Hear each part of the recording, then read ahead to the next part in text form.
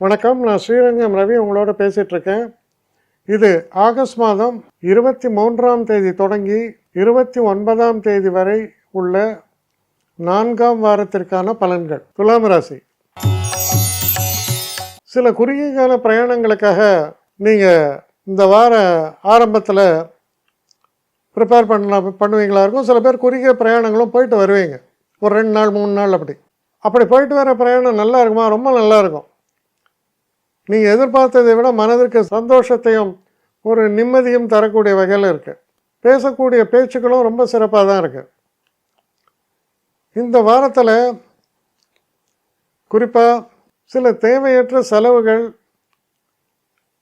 அதனால் பண பற்றாக்குறை, சில நேரங்களில் கடன் வாங்கிறது, இந்த விஷயங்களுக்கும் சொல்கிறது.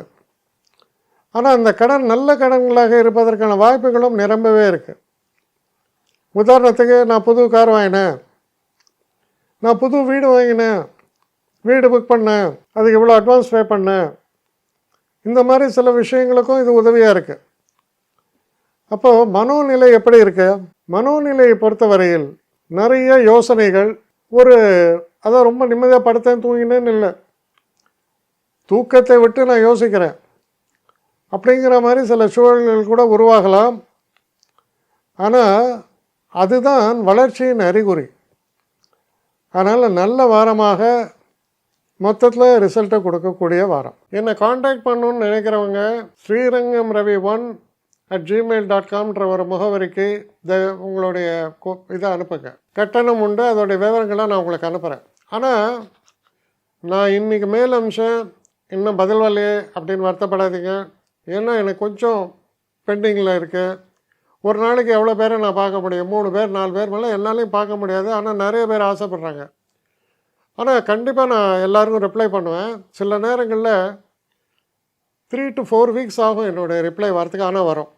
ஏன்னா நான் எல்லோரும் ஒரே நேரத்தில் ஒரு நாளைக்கு 10 பேர் பார்க்கணுன்னா முடியாது.